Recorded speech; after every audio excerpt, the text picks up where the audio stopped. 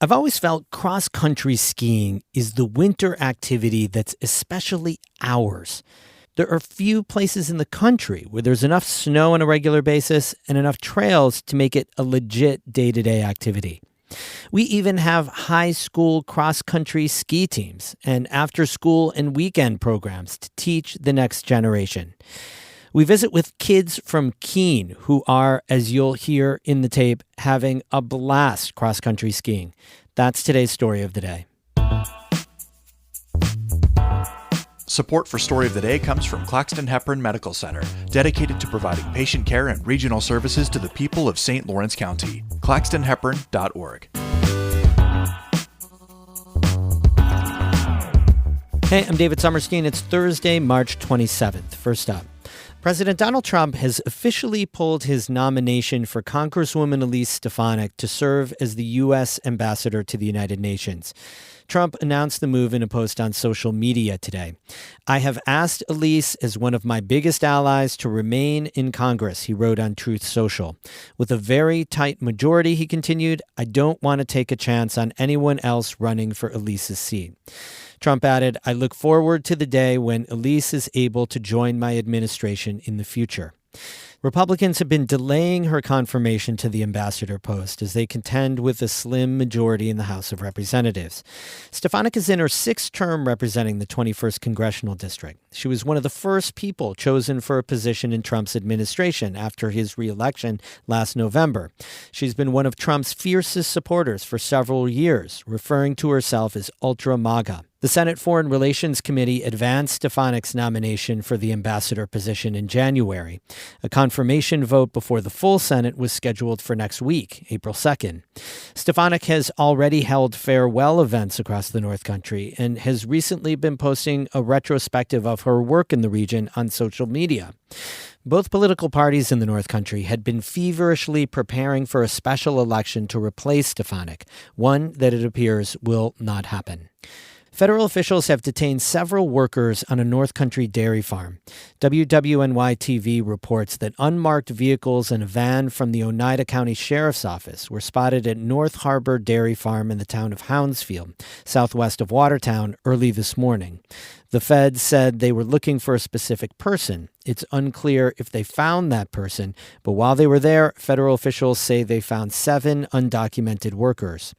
Those workers are being processed by U.S. Customs and Border Protection on Wellesley Island. There are also unconfirmed reports that immigration and border officials visited St. Lawrence County dairy farms this week. A spokesperson for Immigration and Customs Enforcement said in an email that the agency began conducting, quote, enhanced targeted operations in parts of New York this week.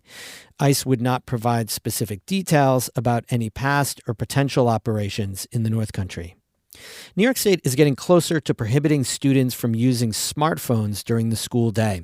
John Campbell reports for the New York Public News Network. Governor Hochul spent months pushing for a smartphone ban from opening bell to closing bell. And now legislative leaders say most lawmakers are on board.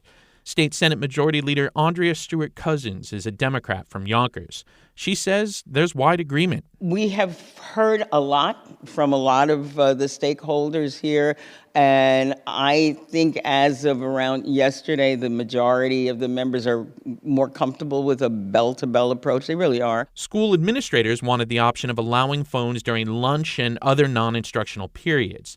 The phone ban is expected to be included in the state budget, which is due by Tuesday. In Albany, I'm John Campbell for the New York Public News Network.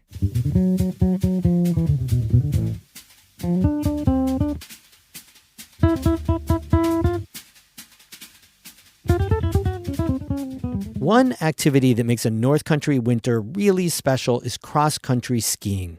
People love to get out on hay fields, golf courses, or tracked and groomed trail systems. One of the unique things about being a kid in this region is that many towns offer cross-country skiing at school or in after-school programs. Amy Feiereisel tagged along at one program in the Adirondacks, and here's her story. A horde of about 50 students, grades K through 6, just tumbled off a school bus and into the Mountain Pass Lodge at Mount Van Hovenberg, where Samantha Steitzer has ski boots waiting for them. It's a really fun chaos. Steitzer is the Keene Youth Commission's Nordic program coordinator. She's here every Wednesday. There was one grade this year that they just loved East Mountain Cutoff, and they did that a whole bunch. Kids wiggle into their boots and pull on ski pants and jackets. Let me put my thingies on. 7-year-old Owen Ellis is wearing a blue puffy. I love skiing because I get to ski with my friends. When did you learn to ski? Have you been skiing for a long time? Yeah, since I was 3. Owen's mom, Ariel Ellis, is lending a hand where needed. But she says the ski instructors, who are all ORTA staff who work at Van Ho, are pros. The ski leaders are the perfect energy for after-school kids. They're like camp counselors. Here you go. That camp energy is definitely in the air, especially at the station where Jake Handerhan is passing out skis.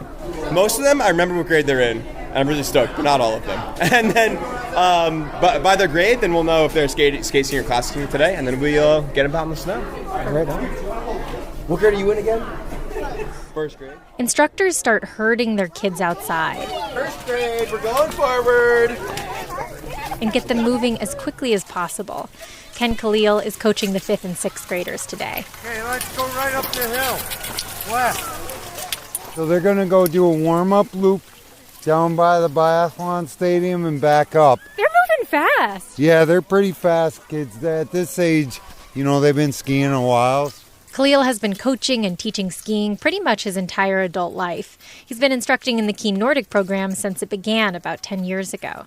He also teaches in Tupper Lake's program. He says he had great sports mentors as a kid, and he likes playing that role for the next generation. He builds a lot of skills through games. But the games, the way I do them, are designed to get certain things out of them. So, like, for example, we'll play like a game of tag on skis. And every round I have them going quicker and quicker.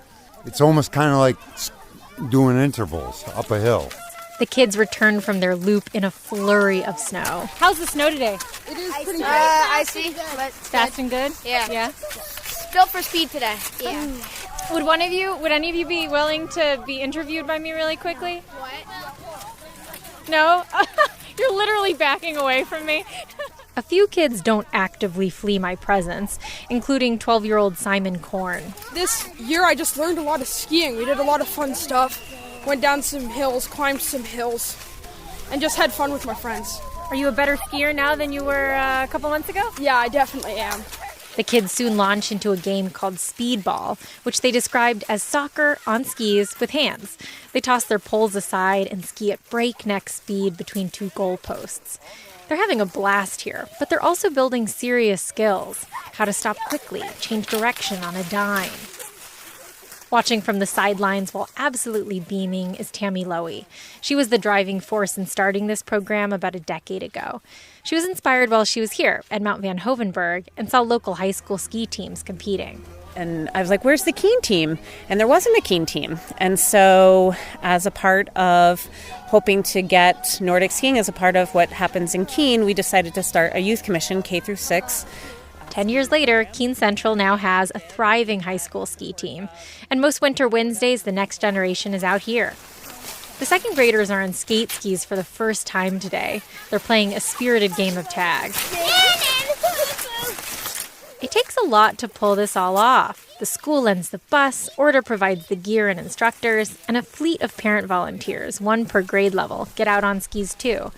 Joni Turbeck is one of them. While the Keene Youth Commission has a whole lineup of sports programs, soccer, rock climbing, biking, she says Nordic skiing feels really fitting to this place.